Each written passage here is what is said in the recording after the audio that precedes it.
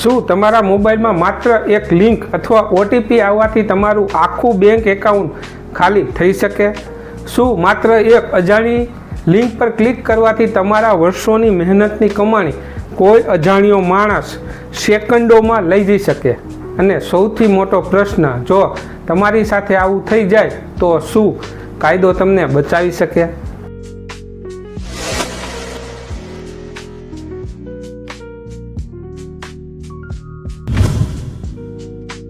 મિત્રો, આજે cyber crime માત્ર મોટા શહેરોની સમસ્યા નથી રહી. આજે ગામડામાં પણ રહેતો ખેડૂત, નોકરી કરતો યુવાન, વેપારી, વિદ્યાર્થી, ગૃહિણી, નિવૃત્ત વ્યક્તિ, દરેક વ્યક્તિ સાયબર ગુનેગારોના નિશાના પર છે. સૌથી દુઃખની વાત એ છે કે ઘણા લોકો છેતરાયા પછી શરમના કારણે ફરિયાદ પણ નથી કરતા. પરંતુ આજે આપણે આ વિડીયોમાં હું તમને એવી માહિતી આપીશ જે કદાચ તમારા લાખો રૂપિયા, તમારી ઓળખ, તમારા પરિવારનું ભવિષ્ય બચાવી શકે છે. અને વિડીયોના અંત સુધી જરૂર જોતા રહેજો, કારણ કે આગળ જે વાત છે તે કદાચ તમને ખબર જ નહીં હોય. જો છેતરપિંડી થયા પછી કે પછીના થોડા કલાકોમાં તમે એક સાચું પગલું ભરો તો પૈસા પાછા મળવાની શક્યતા ઘણી વધી જાય છે. આજના સમયમાં આપણે લગભગ દરેક કામ મોબાઈલથી કરીએ છીએ. પૈસા મોકલવા હોય કે ખરીદી કરવી હોય, વીજળીનું બિલ ભરવું હોય કે ટ્રેનની ટિકિટ બુક કરવી હોય, સરકારી સેવાઓનો લાભ લેવો હોય. જેટલી સુવિધા વધી છે એટલું જ જોખમ પણ વધ્યું છે. પહેલાં ચોર ઘરનું તાળું તોડતા હતા. આજે મોબાઈલનું નહીં પરંતુ તમારા વિશ્વાસનું તાળું તોડવામાં આવે છે. સાયબર ગુનેગારને તમારા ઘરમાં આવવાની જરૂર નથી. તેઓ હજારો કિલોમીટર દૂર બેઠા હોય છે, છતાં તમારા મોબાઈલ સુધી પહોંચી જાય છે. ઘણા લોકો વિચારે છે કે સાયબર ક્રાઇમ એટલે માત્ર મોબાઈલ હેક થઈ જવો, પરંતુ હકીકતમાં સાયબર ક્રાઇમ એટલે કોઈ પણ એવો ગુનો જેમાં કમ્પ્યુટર, મોબાઈલ, ઇન્ટરનેટ અથવા ડિજિટલ ટેકનોલોજીનો ઉપયોગ કરીને છેતરપિંડી, ચોરી, ધમકી, ઓળખની ચોરી, બેન્કિંગ ફ્રોડ અથવા અન્ય ગુનો કરવામાં આવે. એટલે જો કોઈ તમારી પરવાનગી વગર તમારા બેંક એકાઉન્ટમાંથી પૈસા કાઢી લે, તમારા નામે સોશિયલ મીડિયા પર નકલી એકાઉન્ટ બનાવી લોકો સાથે છેતરપિંડી કરે, ઓટીપી લઈને પૈસા ઉપાડી લે, નકલી એપ ડાઉનલોડ કરાવીને ફોનનો કંટ્રોલ લઈ લે અથવા ખોટી વેબસાઇટ બનાવી તમારી માહિતી ચોરી લે, તો આ બધું જ સાયબર ક્રાઇમની શ્રેણીમાં આવે છે. હવે એક વાત ખાસ સમજી લો, સાયબર ગુનેગાર ખૂબ બુદ્ધિશાળી હોય છે, પરંતુ તેમની સૌથી મોટી તાકાત ટેકનોલોજી નથી. તેમની સૌથી મોટી તાકાત સામાન્ય માણસની ઉતાવળ અને અજ્ઞાનતા છે. તેઓ જાણે છે કે માણસ ડરશે, લાલચમાં આવશે અથવા વિશ્વાસ કરશે. તેથી ક્યારેય તેઓ પોતાને બેંક અધિકારી કહે છે, ક્યારેક પોલીસ કહે છે, ક્યારેક કુરિયર કંપનીવાળો, તો ક્યારેક વીજળી વિભાગ, તો ક્યારેક સરકારી અધિકારી બનીને ફોન કરે છે. ઘણા લોકો તો માત્ર એટલા માટે છેતરાઈ જાય છે કે સામેની વ્યક્તિ ખૂબ જ આત્મવિશ્વાસથી વાત કરે છે. ચાલો એક વિશ્વસનીય ઘટના દ્વારા સમજીએ. કલ્પના કરો કે રમેશભાઈ નામના ખેડૂત પોતાના ખેતરમાં કામ કરતા હતા. અચાનક ફોન આવ્યો. સામેથી વ્યક્તિએ કહ્યું, હું તમારી બેંકમાંથી બોલું છું, તમારું કેવાયસી પૂર્ણ નથી, જો આજે જ અપડેટ નહીં કરો તો તમારું ખાતું બંધ થઈ જશે. રમેશભાઈ ગભરાઈ ગયા. પછી સામેની વ્યક્તિએ એક લિંક મોકલી અને કહ્યું કે આમાં માહિતી ભરો. થોડા સમય પછી ઓટીપી આવ્યો. રમેશભાઈએ વિચાર્યું કે બેંકમાંથી ફોન હતો એટલે ઓટીપી પણ કહી દીધો. માત્ર 2 મિનિટમાં તેમના ખાતામાંથી 2 લાખ રૂપિયા ઉપડી ગયા. હવે પ્રશ્ન એ છે કે ભૂલ કોની હતી? જવાબ સરળ છે, ગુનો સાયબર ઠગે કર્યો હતો, પરંતુ તક રમેશભાઈએ અજાણતા આપી દીધી હતી. આગળ જે વાત છે તે કદાચ તમને ખબર નહીં હોય. બેંક, આરબીઆઈ, યુપીઆઈ કંપની કે કોઈ પણ સરકારી વિભાગ ક્યારેય ફોન કરીને તમારો OTP, ATM pin, CVV number અથવા ઇન્ટરનેટ બેન્કિંગ પાસવર્ડ કોઈ માગતું નથી. જો કોઈ માગે તો લગભગ ખાતરી અને માનો કે સામેની વ્યક્તિ છેતરપિંડી કરનાર જ વ્યક્તિ છે. હવે કાયદાની વાત કરીએ. ભારતમાં માહિતી ટેકનોલોજી સંબંધિત ગુનાઓ માટે મુખ્ય કાયદો ઇન્ફોર્મેશન ટેકનોલોજી એક્ટ 2000 છે. આ કાયદા હેઠળ કોમ્પ્યુટર, મોબાઈલ અને ઇન્ટરનેટનો દુરુપયોગ કરીને થતા ઘણા પ્રકારના ગુનાઓ માટે સજા અને કાર્યવાહી નક્કી કરવામાં આવી છે. જો કોઈ વ્યક્તિ તમારી ડિજિટલ માહિતીનો ગેરકાયદેસર ઉપયોગ કરે, હેકિંગ કરે અથવા ઓનલાઈન છેતરપિંડી કરે તો તેની સામે કાયદેસરની કાર્યવાહી થઈ શકે.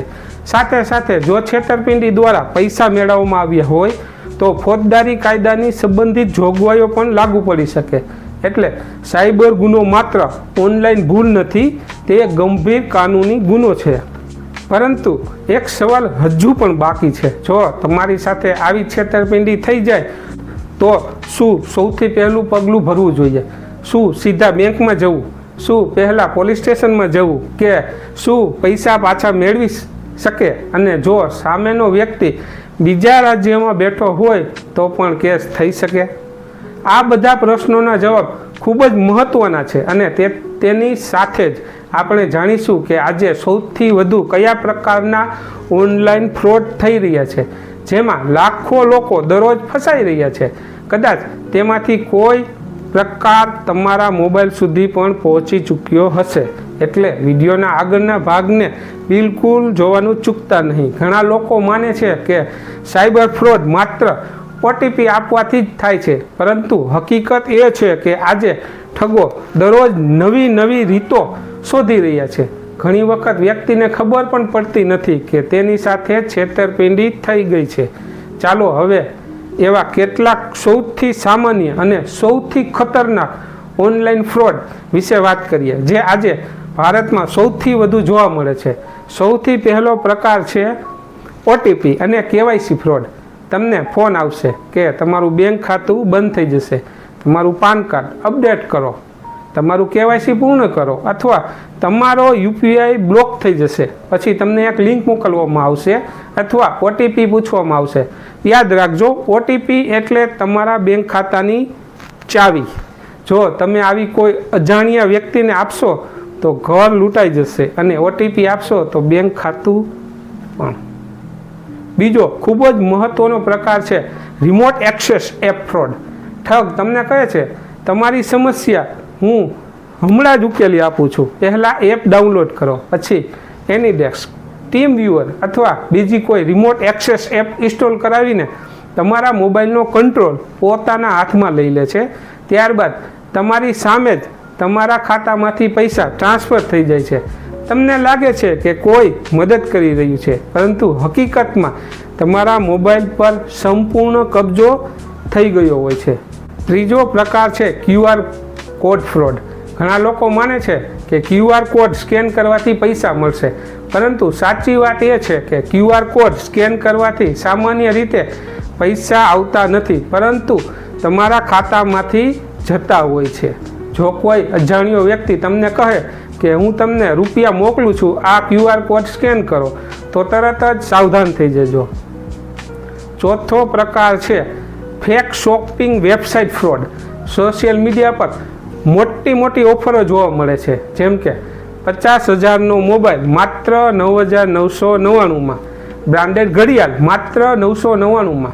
લોકો લાલચમાં આવીને પૈસા ભરી દે છે, પછી ન તો માલ આવે અને ન તો વેબસાઇટ મળે.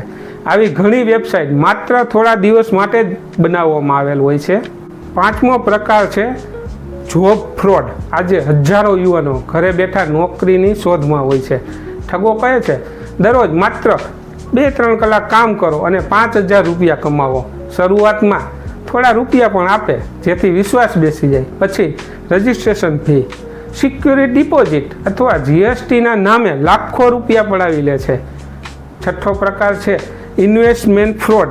સોશિયલ મીડિયા પર કોઈ વ્યક્તિ પોતાની મોંઘી કાર, બંગલો અને કરોડોની કમાણી બતાવે છે, પછી કહે છે માત્ર 10,000 રોકાણ કરો અને 1 મહિનામાં 50,000 મેળવો.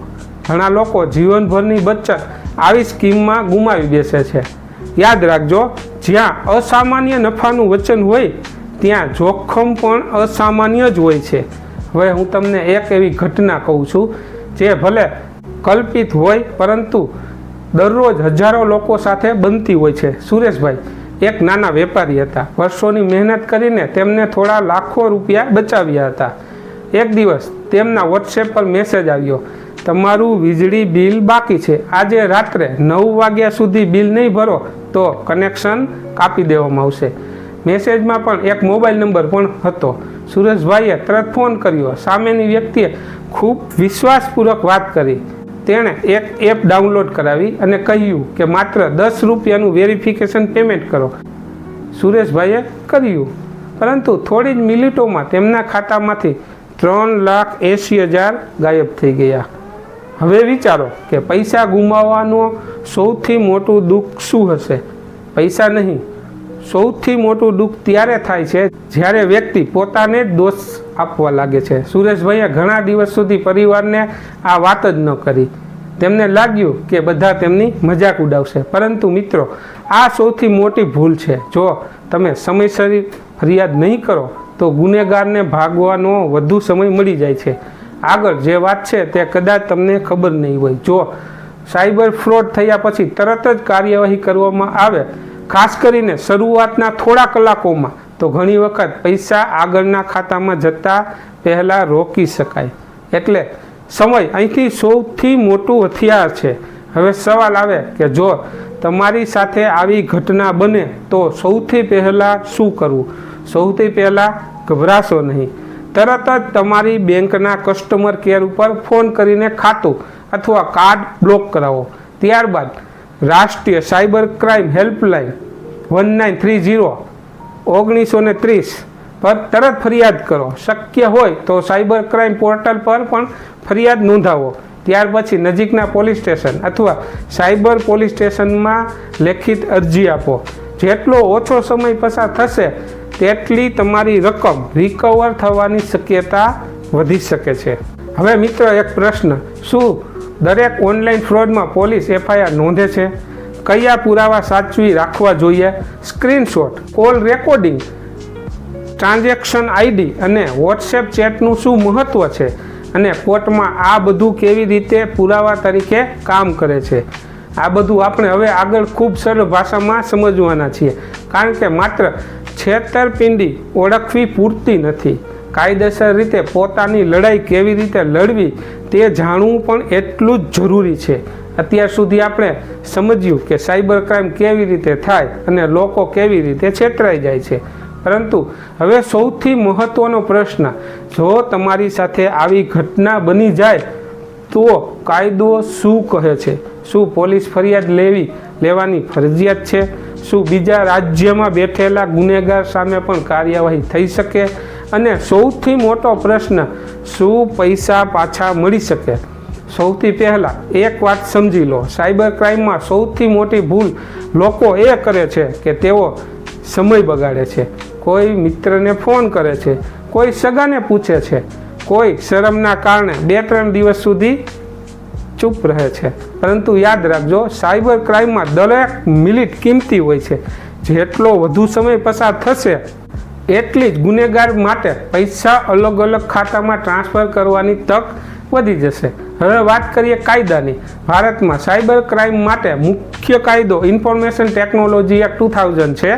આ કાયદા હેઠળ computer, mobile, server, internet, digital માહિતીના ગેરકાયદેસર ઉપયોગ સામે કાર્યવાહી કરવાની જોગવાઈ છે. જો કોઈ વ્યક્તિ તમારી પરવાનગી વગર તમારા કોમ્પ્યુટર અથવા મોબાઈલમાં પ્રવેશ કરે, ડેટા ચોરી કરે અથવા ડિજિટલ માહિતી સાથે છેડા કરે તો ગંભીર કાનૂની ગુનો બની શકે છે. પરંતુ માત્ર IT એક્ટમાં જ નહીં, પૈસાની છેતરપિંડીના કેસોમાં ફોજદારી કાયદાની જોગવાઈઓ પણ લાગુ પડે છે. જો કોઈ વ્યક્તિ ખોટી ઓળખ આપીને, ખોટું વચન આપીને અથવા વિશ્વાસમાં લઈને પૈસા પડાવી લે તો તેની સામે છેતરપિંડી સંબંધિત ગુનાઓ હેઠળ પણ કાર્યવાહી થઈ શકે છે. હવે એક મહત્ત્વની વાત, ઘણા લોકોને પ્રશ્ન હોય કે મારી સાથે જે વ્યક્તિએ છેતરપિંડી કરી તે તો બીજા રાજ્યમાં બેઠો છે, તો શું મારા શહેરની પોલીસ કંઈ કરી શકે? જવાબ છે હા. સાયબર ક્રાઇમની સૌથી ખાસ બાબત એ છે કે ગુનો જ્યાં અસર કરે છે ત્યાંથી પણ ફરિયાદ થઈ શકે. એટલે તમે જ્યાં રહો છો ત્યાંના પોલીસ સ્ટેશન અથવા સાયબર પોલીસ સ્ટેશનમાં ફરિયાદ નોંધાવી શકો છો. જરૂર હોય તો તપાસ અલગ અલગ રાજ્યની એજન્સીઓ સાથે સંકલન કરીને આગળ વધે છે. હવે વાત કરીએ પુરાવાની. ધારો કે તમારી સાથે ઓનલાઈન ફ્રોડ થયો છે તો કયા પુરાવા સાચવવા જોઈએ? સૌથી પહેલું ટ્રાન્ઝેક્શન આઈડી, બીજું બેંકનો SMS અથવા એકાઉન્ટ સ્ટેટમેન્ટ, ત્રીજું ફ્રોડ થયેલો નંબરનો સ્ક્રીનશોટ, ચોથું વોટ્સએપ ચેટ અથવા ઈમેલ, પાંચમું જો કોલ રેકોર્ડિંગ હોય તો તે, છઠ્ઠું ફ્રોડ વેબસાઇટ અથવા લિંકનો સ્ક્રીનશોટ. આ બધા પુરાવા તપાસમાં ખૂબ મહત્ત્વના બની શકે છે. અહીં ઘણા લોકો એક મોટી ભૂલ કરે છે. ગુસ્સામાં આવીને વોટ્સએપ ચેટ ડિલીટ કરી દે છે, કોલ હિસ્ટ્રી કાઢી નાખે છે અથવા મોબાઈલમાં ફોર્મેટ કરી દે છે. પરંતુ મિત્રો યાદ રાખજો, જે વસ્તુ તમને બિનજરૂરી લાગે છે એ જ કોર્ટમાં સૌથી મજબૂત પુરાવો બની શકે છે. હવે આગળ જે વાત છે તે કદાચ તમને ખબર નહીં હોય. ઘણા લોકો માને છે કે સ્ક્રીનશોટનો કોર્ટમાં કોઈ ઉપયોગ નથી, પરંતુ હકીકતમાં screenshot, chat, email, call recording, CCTV video, bank record જેવી ડિજિટલ માહિતી યોગ્ય પ્રક્રિયા દ્વારા મહત્ત્વના પુરાવા બની શકે છે. એટલે કોઈ પણ ડિજિટલ પુરાવો ક્યારેય ઉતાવળમાં કાઢી ન નાખવો. હવે એક સામાન્ય પ્રશ્ન, જો મેં OTP પોતે જ આપ્યો હોય તો શું બેંક જવાબદાર રહેશે? આનો જવાબ દરેક કેસની હકીકતો પર આધાર રાખે છે. જો ગ્રાહકે પોતાની ગુપ્ત માહિતી સ્વેચ્છાએ શેર કરી હોય તો પરિસ્થિતિ અલગ હોઈ શકે, પરંતુ જો બેંકની સુરક્ષા વ્યવસ્થામાં ખામી હોય અથવા અન્ય કાનૂની મુદ્દા હોય તો તપાસ તેના આધારે આગળ વધે છે. એટલે દરેક કેસના તથ્યો મહત્ત્વના હોય છે. કોઈ પણ વ્યક્તિએ એવું માનવું નહીં કે OTP આપી દીધો એટલે હવે કંઈ નહીં થઈ શકે. ફરિયાદ કરવી હંમેશા જરૂરી છે. બીજો પ્રશ્ન, જો પૈસા પાછા મળે છે? જવાબ છે કેટલાક કેસોમાં હા, પરંતુ તેની કોઈ ગેરંટી નથી. જો ઝડપથી ફરિયાદ થાય, પૈસા હજુ આગળ ટ્રાન્સફર ન થયા હોય અને તપાસ સમયસર શરૂ થાય તો સંબંધિત ખાતામાં રહેલી રકમને રોકવાની અથવા પરત મેળવવાની શક્યતા વધી શકે છે. તેથી વિલંબ કરવો સૌથી મોટી ભૂલ છે. હવે એક કલ્પિત પરંતુ વિશ્વાસપાત્ર ઘટના સાંભળો. નીતાબેનના મોબાઈલમાં એક મેસેજ આવ્યો, તમારા દીકરાનો અકસ્માત થયો છે, તરત આ નંબર પર ફોન કરો. ગભરાઈને તેમને ફોન કર્યો.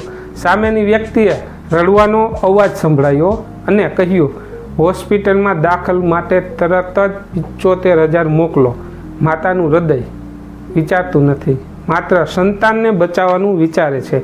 નીતાબેને તરત જ પૈસા મોકલી દીધા. થોડા સમય પછી દીકરાનો ફોન આવ્યો. તે તો ઓફિસમાં સુરક્ષિત હતો. મિત્રો, ગુનેગારો ટેકનોલોજી કરતાં વધુ તમારા ભાવનાઓનો ઉપયોગ કરે છે. ક્યારેક ડર, ક્યારેક લાલચ, તો ક્યારેક પરિવાર પ્રત્યેનો પ્રેમ, અને બસ એ જ ક્ષણે નિર્ણયની ભૂલ થઈ જાય છે. પરંતુ હજુ પણ સૌથી મહત્ત્વની વાત બાકી છે. દૈનિક જીવનમાં કઈ સામાન્ય ભૂલો છે જે લગભગ દરેક વ્યક્તિ કરે છે? કયા 10 નિયમોનું પાલન કરશો તો સાયબર ફ્રોડની શક્યતા ખૂબ જ ઘટી જશે. અને અંતમાં હું તમને એક એવો સરળ નિયમ કહીશ જે જીવનભર યાદ રાખશો તો કદાચ તમે ક્યારેય ઓનલાઈન ફ્રોડનો શિકાર નહીં બનો. સાયબર ક્રાઇમ વિશે જાણવું એક વાત છે, પરંતુ તેનાથી બચીને સુરક્ષિત રહેવું તે બીજી વાત છે. ઘણી વખત ગુનેગાર ખૂબ હોશિયાર નથી હોતો. આપણે જ ઉતાવળમાં એવી ભૂલ કરી બેસીએ છીએ જેનો ફાયદો તે ઉઠાવી લે છે. ચાલો હવે એવી 10 સામાન્ય ભૂલો વિશે વાત કરીએ જે લાખો લોકો દરરોજ કરે છે. પહેલી ભૂલ, અજાણી લિંક પર તરત જ ક્લિક ન કરી દેવી. કોઈ SMS આવે, વોટ્સએપ પર ઓફર આવે અથવા ઈમેલ આવે તો ઉતાવળમાં તેને ખોલી ન નાખો. પહેલાં તપાસો મોકલનાર સાચો છે કે નહીં. બીજી ભૂલ, એક જ પાસવર્ડ દરેક જગ્યાએ વાપરવો. જો એક વેબસાઇટનો પાસવર્ડ લીક થઈ જાય તો તમારા email, bank, social media account પણ જોખમમાં આવી શકે છે. હંમેશા અલગ અલગ અને મજબૂત પાસવર્ડ રાખો. ત્રીજી ભૂલ, ઓટીપી, પિન, સીવીવી અથવા યુપીઆઈ પિન કોઈને પણ કહી દેવા. આ 4 વસ્તુઓ તમારી ડિજિટલ તિજોરીની ચાવી છે. આવી કોઈ ચાવી કોઈ અજાણ્યાને આપશો તો તરત જ નુકસાન નિશ્ચિત છે. ચોથી ભૂલ, માત્ર પ્રોફાઇલ ફોટો જોઈને વિશ્વાસ ન કરી લેવો. આજે કોઈ પણ વ્યક્તિ તમારા મિત્ર સંબંધીઓનો ફોટો લઈને નકલી વોટ્સએપ એકાઉન્ટ બનાવી શકે છે. તેથી પૈસા મોકલતા પહેલાં એકવાર સીધો ફોન કરીને ખાતરી જરૂર કરો. 5મી ભૂલ, પબ્લિક વાઈફાઈ ઉપર બેન્કિંગ કરવું. રેલવે સ્ટેશન, એરપોર્ટ અથવા કેફેના ખુલ્લા વાઈફાઈ પર ઇન્ટરનેટ બેન્કિંગ અથવા યુપીઆઈનો ઉપયોગ કરવાનું ટાળો. 6ઠ્ઠી ભૂલ, મોબાઈલમાં સ્ક્રીન લોક ન રાખવો. જો ફોન ખોવાઈ જાય તો તમારી ઘણી ખાનગી માહિતી અન્ય વ્યક્તિ સુધી પહોંચી શકે છે. 7મી ભૂલ, મોબાઈલ અને એપ અપડેટ ન કરવી. ઘણી વખત નવા અપડેટમાં પણ સુરક્ષાની ખામીઓ દૂર કરવામાં આવે છે. 8મી ભૂલ, સોશિયલ મીડિયા પર વધુ પડતી વ્યક્તિગત માહિતી શેર કરવી, જેમ કે જન્મ તારીખ, સરનામું, પરિવારની વિગતો અથવા સંબંધિત માહિતી અથવા બેંક સંબંધિત માહિતી જાહેરમાં મૂકવી જોખમી બની શકે છે. 9મી ભૂલ, કોઈ પણ એપ બહારની લિંક પરથી ડાઉનલોડ કરવી. શક્ય હોય ત્યાં સુધી માત્ર વિશ્વસનીય એપ સ્ટોર પરથી એપ ઇન્સ્ટોલ કરો. 10મી અને સૌથી મોટી ભૂલ, છેતરપિંડી થયા પછી ચૂપ રહી જવું. યાદ રાખજો, શરમ તમને નહીં, ગુનેગારને આવવી જોઈએ. ફરિયાદ કરવી એ તમારો અધિકાર પણ છે અને તમારી જવાબદારી પણ. આગળ જે વાત છે તે કદાચ તમને આખા જીવન માટે યાદ રહી જશે. સાયબર ક્રાઇમથી બચવાનો સૌથી સરળ નિયમ છે રૂકો, વિચારો, પછી જ ક્લિક કરો. માત્ર આ 3 શબ્દો તમારી લાખોની બચત બચાવી શકે છે. હવે ચાલો આજની આખી ચર્ચાનું ટૂંકમાં પુનરાવર્તન કરીએ. આપણે સમજ્યું કે સાયબર ક્રાઇમ શું છે. આપણે જાણી લીધું કે OTP fraud, KYC fraud, QR code fraud, remote access app fraud, fake shopping website, fake job offer અને ઇન્વેસ્ટમેન્ટ સ્કેમ જેવી છેતરપિંડી સૌથી વધુ થઈ રહી છે. આપણે સમજ્યું કે કોઈ પણ અજાણ્યા વ્યક્તિને OTP, pin, password, UPI pin આપવો નહીં. આપણે જાણ્યું કે છેતરપિંડી થાય તો ગભરાવું નહીં, પરંતુ તરત બેંકનો સંપર્ક કરવો. 1930 સાયબર હેલ્પલાઇન પર ફરિયાદ કરવી, સાયબર ક્રાઇમ પોર્ટલ પર ફરિયાદ નોંધાવવી અને જરૂર હોય તો પોલીસમાં અરજી આપવી. આપણે એ પણ સમજ્યું કે screenshot, bank statement, transaction ID, WhatsApp chat, email અને કોલ રેકોર્ડિંગ જેવા ડિજિટલ પુરાવા ખૂબ મહત્ત્વના હોય છે અને તેને ક્યારેય ડિલીટ કરવા નહીં. અને સૌથી મહત્ત્વની વાત, સાયબર ગુનેગાર ટેકનોલોજીથી નહીં પરંતુ તમારા વિશ્વાસ અને ડર અને ઉતાવળથી જીતે છે. જો તમે સાવચેત રહેશો તો મોટા ભાગના સાયબર ફ્રોડથી સરળતાથી બચી શકો છો. મિત્રો, હું તમને એક વિનંતી જરૂર કરીશ. આ વિડીયો માત્ર તમારા માટે નથી, તમારા માતા પિતા, દાદા દાદી, ગામના વડીલ, નાના વેપારીઓ અને એવા લોકો સુધી જરૂર પહોંચાડવો જેમને ટેકનોલોજી વિશે ઓછી માહિતી છે. કદાચ તમારો એક શેર કોઈનું આખી જીવનભરની બચત બચાવી શકે. જો તમને આજનો વિડીયો ઉપયોગી લાગ્યો હોય તો લાઈક જરૂર કરજો, કારણ કે તમારા એક લાઈકથી આવા કાયદાકીય જાગૃતિના વિડીયો વધુ લોકો સુધી પહોંચે છે. આ વિડીયોને તમારા મિત્રો, પરિવાર અને દરેક વોટ્સએપ ગ્રુપમાં શેર કરજો, જેથી વધુ લોકો સાયબર ક્રાઇમનો શિકાર બનતા બચી શકે. અને જો તમે હજુ સુધી ધ લો ટાઈમ ચેનલને સબસ્ક્રાઈબ નથી કરી તો અત્યારે જ સબસ્ક્રાઈબ કરો અને બેલ આઇકોન દબાવો, કારણ કે અહીં તમને કાયદાની એવી સરળ અને વિશ્વસનીય માહિતી મળે છે જે તમારા અધિકારો, તમારા પૈસા અને તમારા ભવિષ્યની સુરક્ષા કરી શકે છે. અને હવે કોમેન્ટમાં મને જરૂર જણાવજો, તમને અત્યાર સુધી સૌથી વધુ કયા પ્રકારના ઓનલાઈન ફ્રોડ વિશે સાંભળવા મળ્યું છે, અથવા તમે તમારા કોઈ ઓળખીતાએ ક્યારેય સાયબર ફ્રોડનો સામનો કર્યો છે. હું તમારા દરેક મહત્ત્વના પ્રશ્નનો જવાબ આપવાનો પ્રયાસ કરીશ. મળીએ આગામી વિડીયોમાં એક નવા કાયદાકીય અને નવા અધિકાર અને નવી ઉપયોગી માહિતી સાથે. જય હિન્દ, જય ભારત.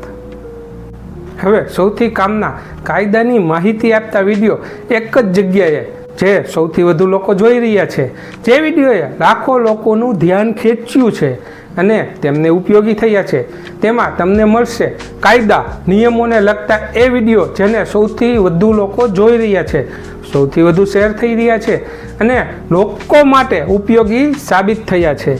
જેમાં જમીન કાયદા, ખેતીના નિયમો, સરકારી યોજનાઓ, દસ્તાવેજો અને રોજિંદા જીવનમાં કામ લાગે તેવી કાયદાકીય માહિતી હવે એક જ પ્લેલિસ્ટમાં સરળ રીતે જુઓ.